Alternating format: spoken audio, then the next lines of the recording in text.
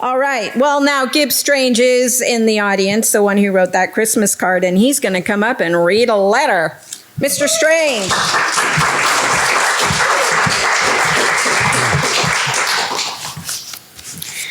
This is a letter to Brown and Haley in Fife, Washington, who make chocolate rokas.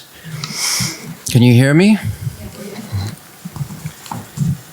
To whom it may concern, I am writing to share a recent spiritual experience I had involving your product.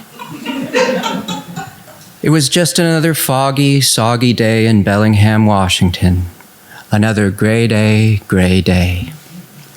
What I could not know when I woke up that morning was that chance or fate or some liminal realm between was about to introduce novelty into my life. To put it more poetically, I was about to be abducted by anomaly and held hostage by the inexplicable. On that day, I was at the local grocery outlet store, or Gross Out, as it's often called for short, wandering the aisles like an escaped Roomba. My poor simian brain desperately trying to navigate the precarious, unmappable, soon-to-be-expired psychic landscape of consumer America. I was just about to head home to check on my pet bunny, Baudrillard, when I passed through the candy section strategically located by the checkout aisle to test people with low impulse control due to childhood trauma like myself. That's when I chanced upon a small row of your dark Roca tins. Before my mind even had time to register what it was seeing, my body, which keeps the score, instinctively reached for the tin. This may sound like an exaggeration, but when my skin made contact with the tin, a feeling pulsed through me that bordered on mystical. Your fine product is a pricier sweet treat, usually reserved for the bourgeoisie. So how had it ended up here in this orphanage, I wondered.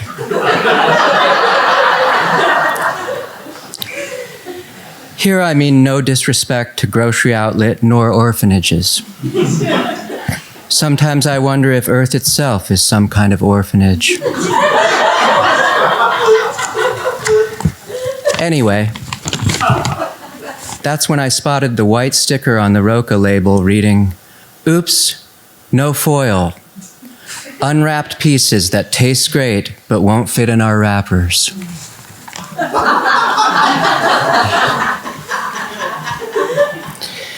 Believe me when I say I hadn't been this impressed with a product since caffeinated CBD seltzer and the TV show Quantum Leap. What made it resonate so deeply? Perhaps I'd never encountered a product so accepting of its own imperfections. Perhaps I felt inspired to adapt a similar attitude about my own flaws. Perhaps I even saw in these tins a spirit of radical acceptance of chaos.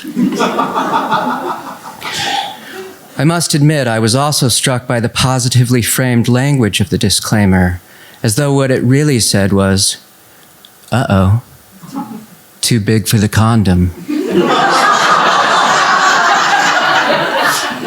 Hope you're okay raw dogging."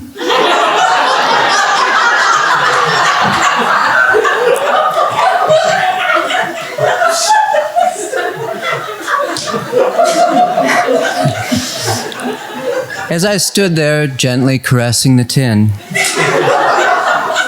I couldn't help imagining the moment when the mistake was discovered at your facility. Have you ever noticed that an oops moment is sometimes accompanied by a perverse exhilaration, almost as though oops is a not-too-distant cousin of eureka? The great artists embrace accidents. As a matter of fact, I myself am an accident, as are all 8 of my children. So, back to the no condom thing. Anyway, there I was, face to face with a product that suddenly made me feel better about the universe and my position therein. It was as though a veil had been lifted, and the Isles of Grossout gave way to a numinous presence reverberating through the cosmos. Suddenly, the late capitalist war zone appeared populated by secret love letters from a god disguised as corporations. I will admit that after my initial astonishment, I did have some questions. Would I miss the anticipatory ritual of unwrapping the roca, or would I embrace the more sustainable model? I imagined those delicious chocolates, naked, vulnerable, circumcised. Nothing to protect them, no foil to tell them where they end and the world begins.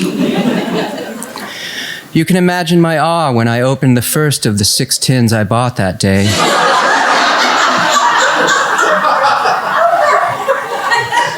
And discovered not one, but 2 pair of Siamese twins, rocas that had melted together in the womb of the tin. This tickled me deeply because I myself was born with a conjoined twin. It's true, another mistake, another accident. My deceased parasitic twin, to use antiquated medical language, was surgically removed in infancy, leaving me with a scar on my back shaped like a big smile. On days when I'm feeling down, I'll look over my shoulder in the mirror and smile back at the smile on my back. You can't laugh at me behind my back. Not while my dead parasitic twins got my back. Sorry, was that too many back puns back to back? Sometimes I imagine that my dead sister is smiling at me from the other side, and that maybe in some absurd parallel dimension, she's standing in a grocery outlet holding a tin that reads, "Oops, all foil."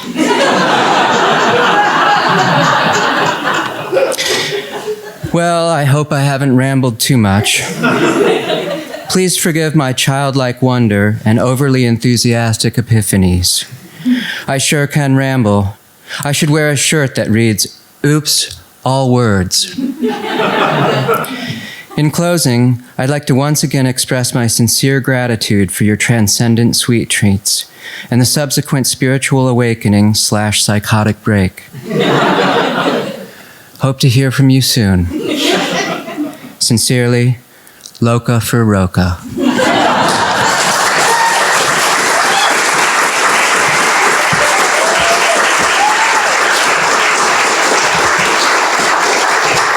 Oh gosh, Gibbs Strange. I'm crying. That was. Ugh. That was a live recording from February 2025. The full 18-minute installment, including a stand-up set, is available on my Patreon. I'll be releasing a new audio piece at the start of every month. If you'd like to support the work, the link is in the description.